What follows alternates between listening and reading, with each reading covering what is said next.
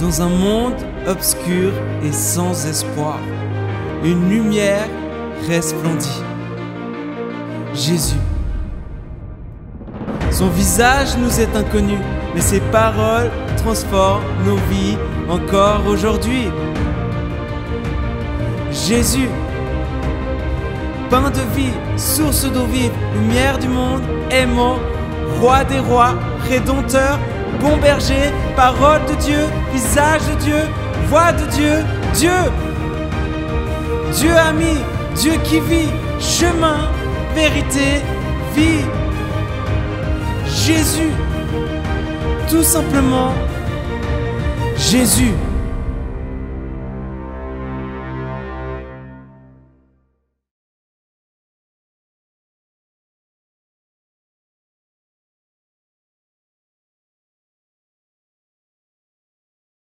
Nous arrivons à la fin de notre série sur la vie de Jésus. Depuis le mois de mars, c'est juste? J'ai l'impression depuis le mois de mars jusqu'à aujourd'hui, nous sommes en train de parler de Jésus. La vie de Jésus selon l'évangile de Jean. Et je ne sais pas pour vous, mais pour moi personnellement, j'espère que les sentiments soient pareils. C'est très enrichissant. J'apprends à voir et à comprendre Jésus d'une manière incroyable.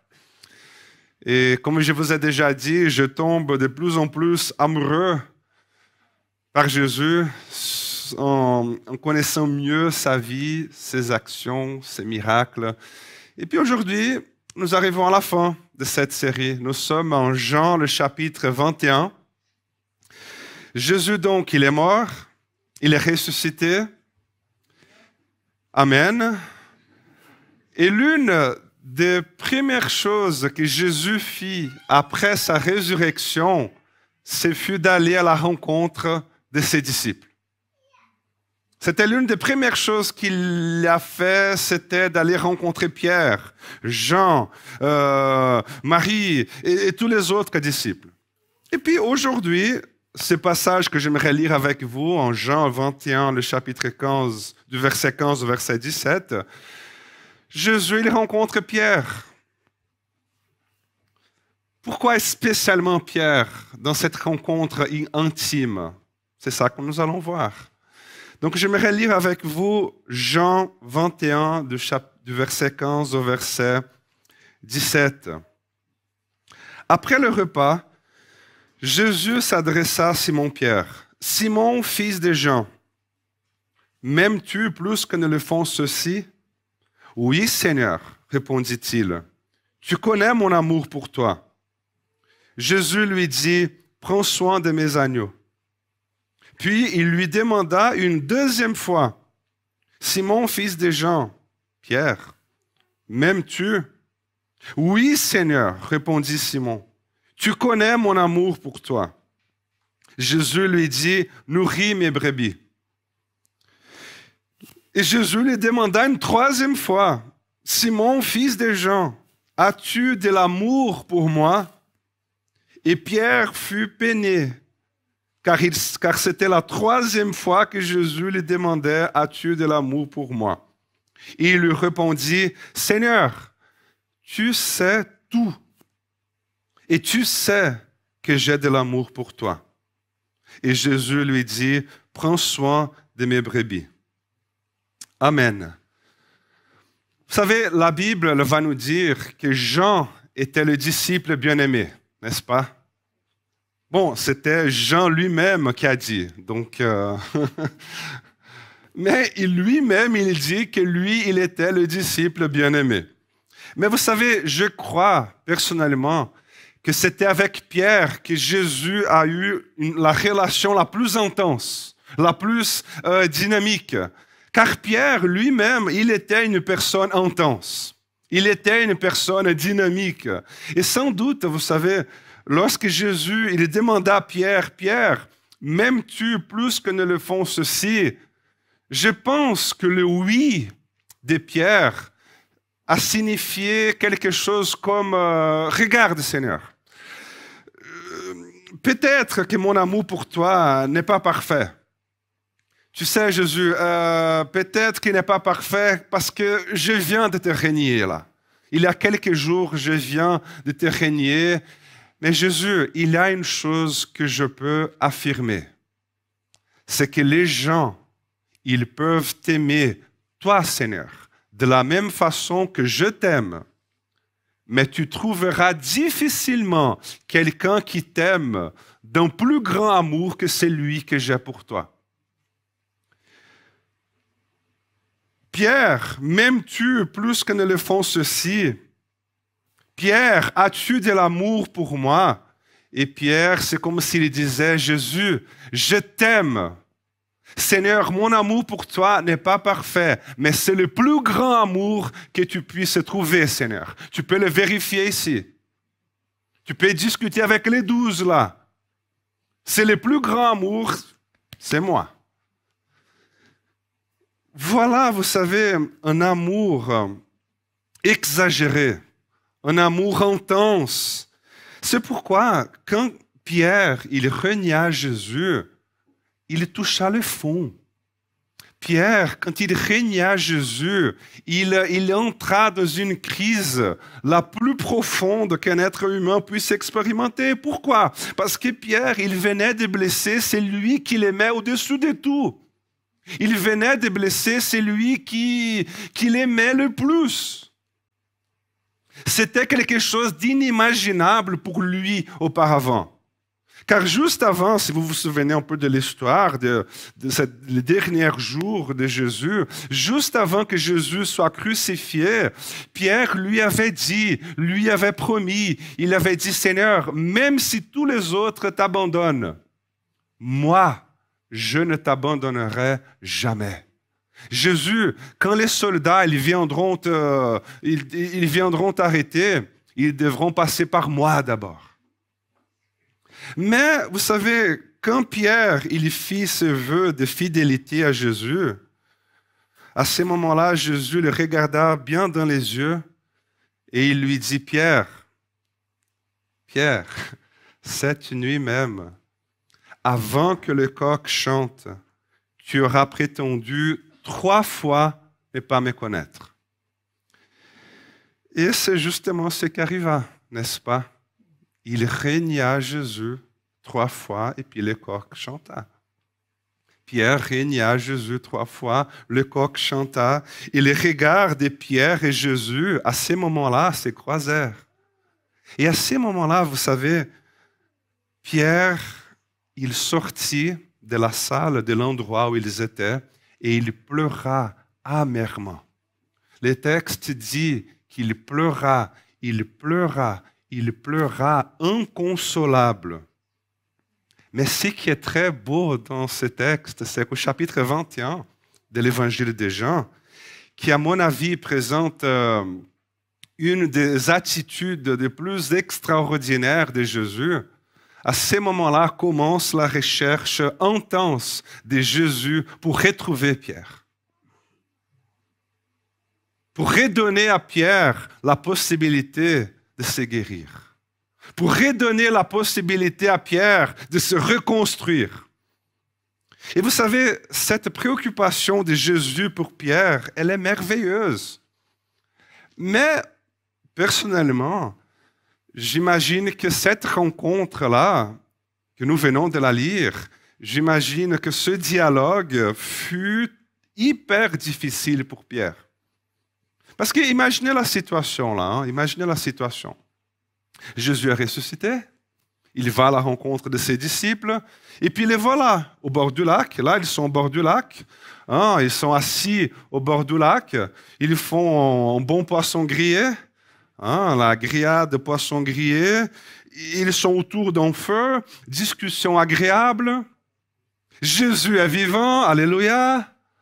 Et puis l'ambiance, je pense que doit être un mélange de joie et puis aussi de crainte parce que Jésus il est là et puis qu'est-ce que va se passer après.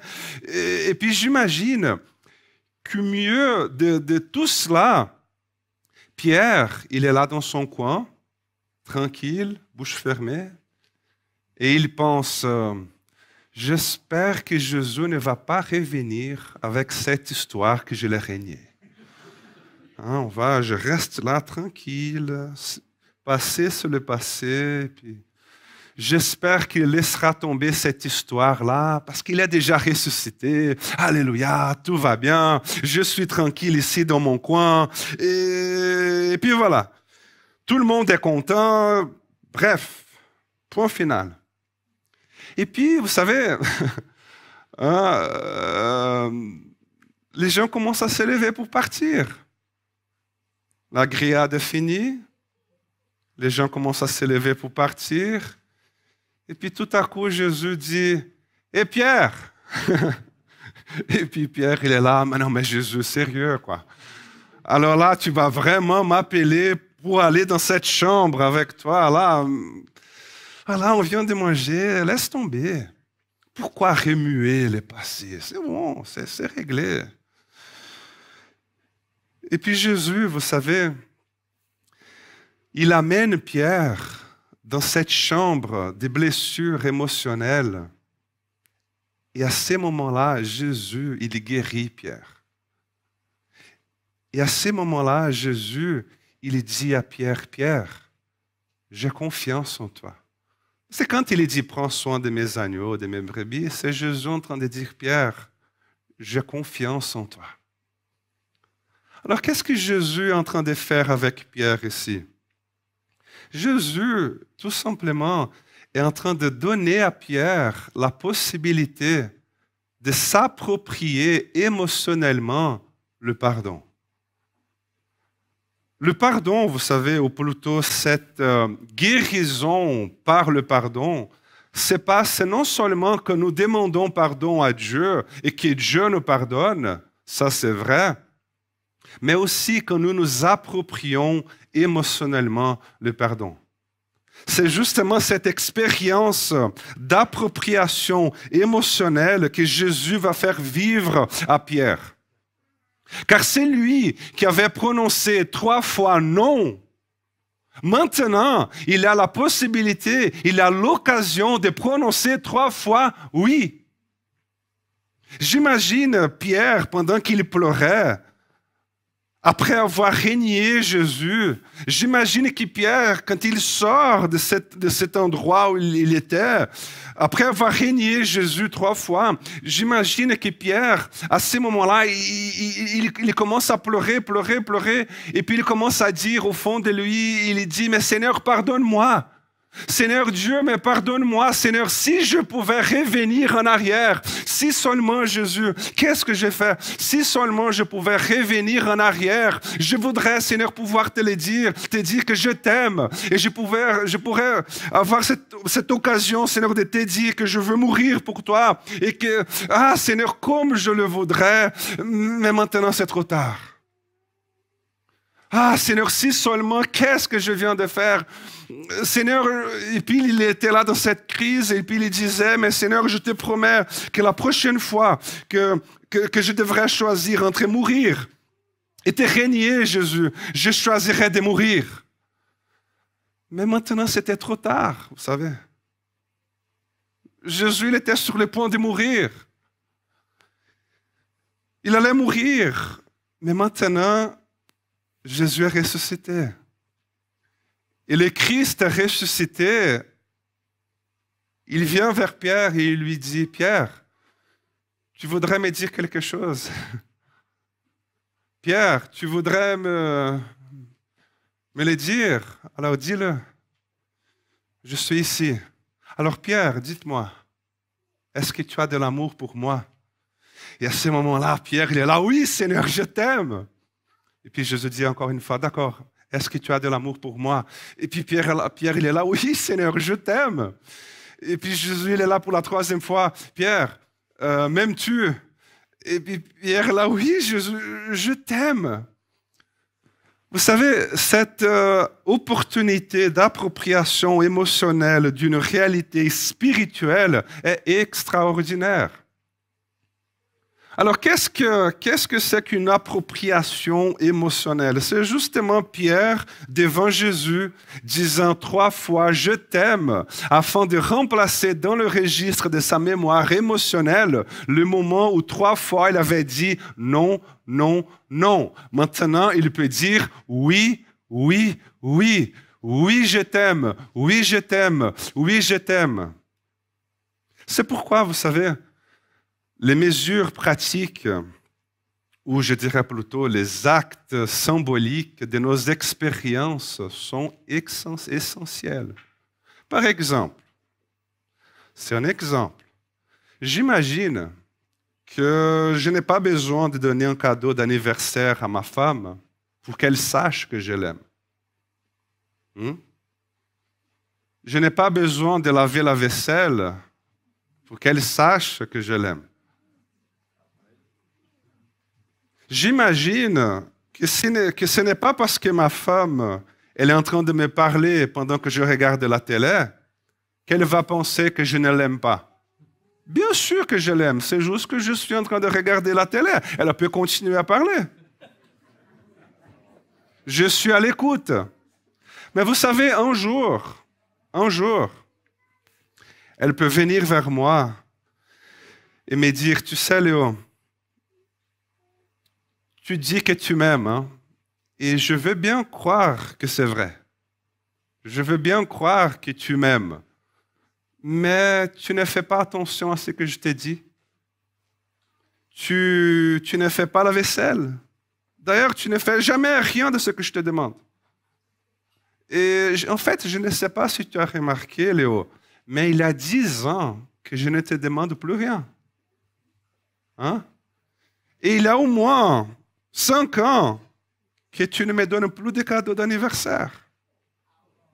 C'est un exemple. Il faut redire, hein? Sinon, chaque année. Ça fait 5 ans que même pas une carte, et tu viens avec ce discours-là que tu m'aimes, et c'est très difficile pour moi que ce discours-là, je t'aime, puisse trouver une place dans mon cœur. Pourquoi? Parce que je n'arrive pas à m'approprier émotionnellement ta déclaration d'amour. Parce qu'il n'y a pas d'acte concret. Il n'y a pas d'acte symbolique. Il n'y a rien, il n'y a pas de geste concret de l'expression de ton amour pour moi. Mais bon, qu'est-ce que ce passage-là, il veut, ou cette rencontre entre Jésus et Pierre veut nous dire au sujet de Jésus? Qu'est-ce que cette rencontre veut nous dire au sujet de nous-mêmes? Et en fait, comment cela nous concerne-t-il? Vous savez, tout d'abord, je dirais que ce passage, il nous apprend beaucoup sur notre relation avec Dieu. Il nous apprend beaucoup sur notre relation avec Dieu. Parce que vous savez, souvent, nous réalisons un tas de choses au sujet de Jésus. Nous réalisons plusieurs choses au sujet de Jésus. Nous disons même, tu sais Léo, rationnellement, je sais. Rationnellement, j'ai tout compris. Je sais dans ma tête, je sais que Dieu m'a pardonné. Je sais que le sang de Jésus-Christ m'a purifié de tout péché. Mais je n'arrive pas à expérimenter le pardon. Mais je n'arrive pas, je ne me sens pas pur. Parce que vous savez, une chose, c'est la vérité spirituelle. Et une autre chose, c'est s'approprier cette vérité. Vous vous souvenez de cette histoire-là de cette femme qui a versé un flacon de parfum sur Jésus? Vous vous souvenez? Elle a versé un flacon de parfum sur Jésus. Et on est d'accord entre nous là. Elle aurait pu faire différemment, non? Elle, qui avait déjà été pardonnée par Jésus, elle aurait pu tout simplement venir au milieu de la fête où Jésus se trouvait. Elle aurait pu juste s'asseoir à côté de lui et dire, Jésus, excusez-moi là, je t'aime beaucoup. Jésus, ton pardon, il est merveilleux. Tu as changé ma vie. Merci infiniment. Bon appétit et à bientôt. Elle aurait pu faire ça. Hein? Mais non, qu'est-ce qu'elle a fait? Elle a versé sur Jésus un flacon de parfum qui valait à l'époque l'équivalent d'une année de travail. Et comme si ça ne suffisait pas, suite à cet acte symbolique, à ce geste, elle est tombée à ses pieds. Dans cet acte symbolique et d'expression de son amour pour Jésus. Vous voyez? Et c'est exactement ce que Jésus a fait avec Pierre. Imaginez si Jésus était venu vers Pierre, hein, qui était blessé, qui était détruit, qui était triste d'avoir renié Jésus, d'avoir renié celui qu'il avait promis de mourir. Et puis imaginez que Jésus vient vers Pierre et lui dit, tu sais Pierre, bonjour. Tu connais la Bible, Michée, le prophète Michée, le chapitre 7, il est dit que le Seigneur, il prend nos péchés et il les jette au fond de la mer et il ne s'en souvient plus. Alors Pierre, ça c'est une réalité, Pierre. Pierre, lis les psaumes. Pierre, ne t'inquiète pas. J'ai déjà parlé avec mon père là et c'est tout bon entre nous. D'accord? À bientôt. Imaginez si la conversation avait été comme ça. Mais non.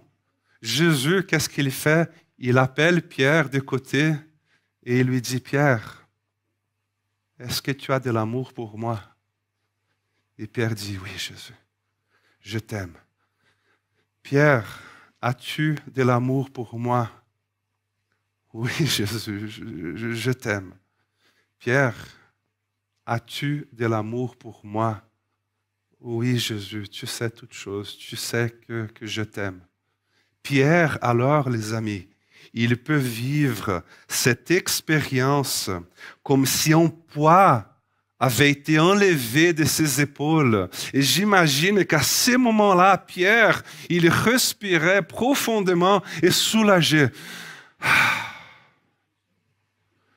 Car Jésus lui a donné la possibilité de s'approprier émotionnellement ce qui s'était déjà passé dans le monde spirituel. De la même manière que Dieu, il a fait avec Pierre, Dieu, il veut faire la même chose avec chacun de nous ici ce matin. Alors laisse-moi vous poser une question. Quelle a été ta dernière démarche symbolique et quel a été ton dernier acte concret d'expression de ton amour pour Dieu?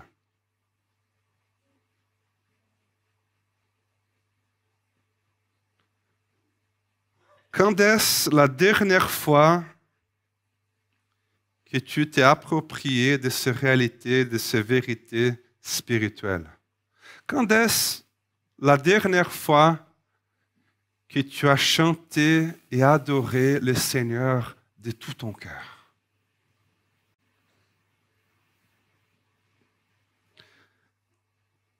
Ou la dernière fois, tout simplement, que tu as pu vraiment déverser ton cœur devant Dieu?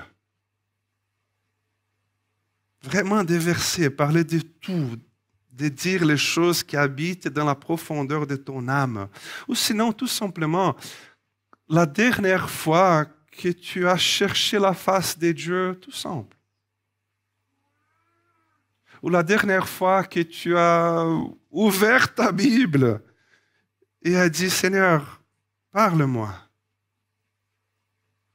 Je veux vivre ces choses-là. Alors, s'il vous plaît, ne prenons pas cela comme du légalisme.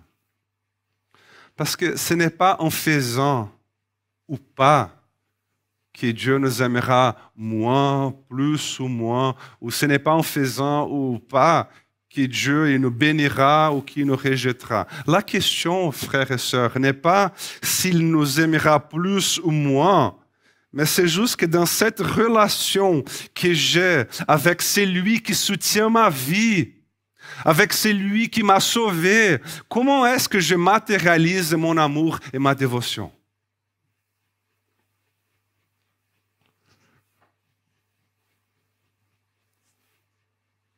Donc, quand est-ce la dernière fois que tu t'es mis dans cette condition-là, afin de t'approprier émotionnellement ces vérités spirituelles qui soutiennent ta vie?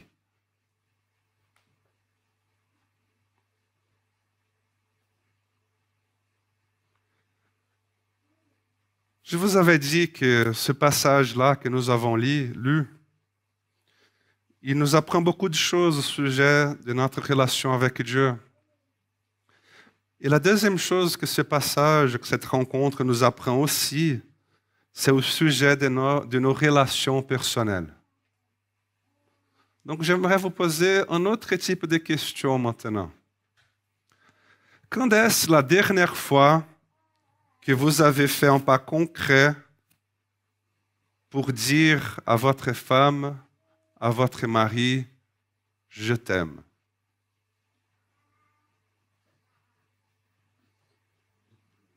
Et ce que je suis en train de faire là, et ce que je suis en train de te donner, c'est un acte symbolique de mon amour pour toi, tout simplement.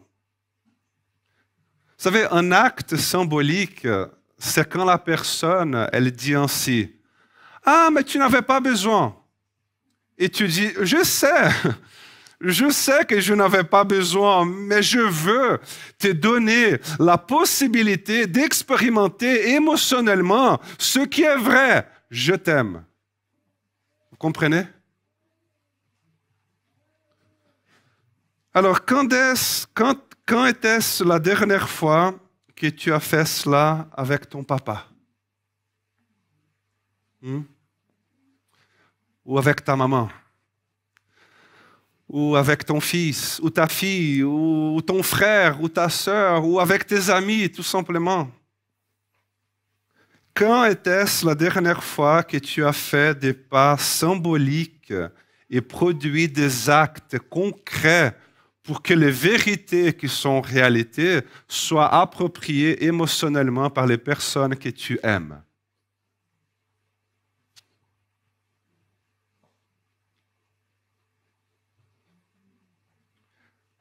Un exemple.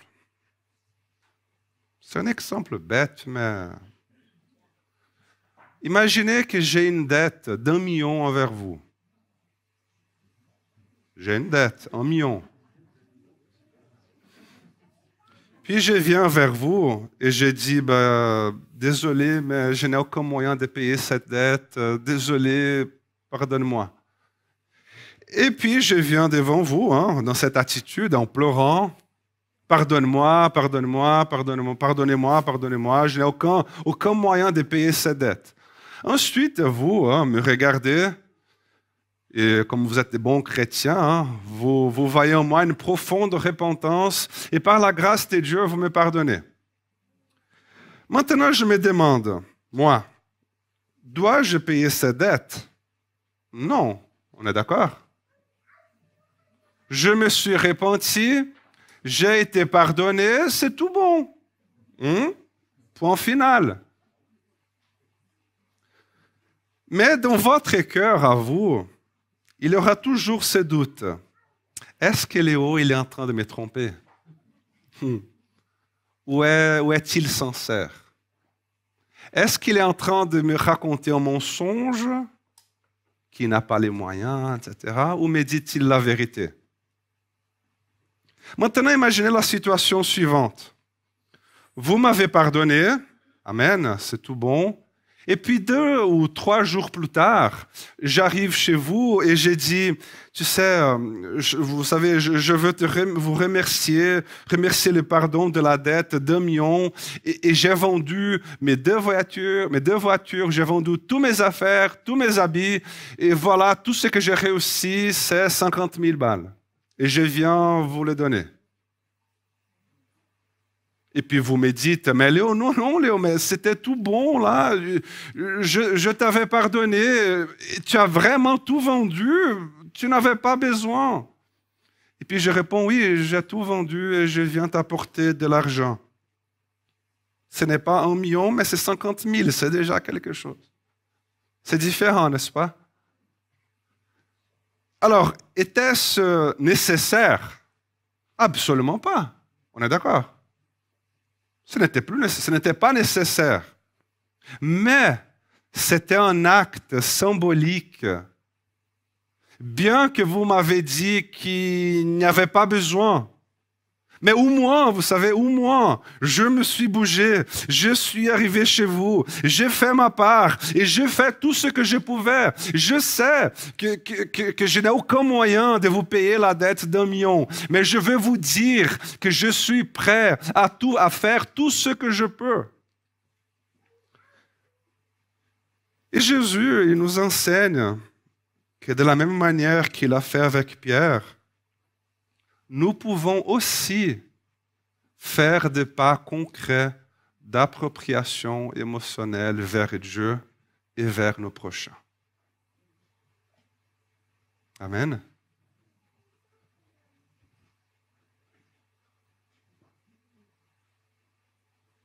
Et ainsi, nous finissons notre série sur la vie de Jésus. Depuis le chapitre 1 jusqu'au chapitre 21 de Jean, Jésus, il nous a montré la plus grande expression d'une vérité, laquelle Dieu nous aime.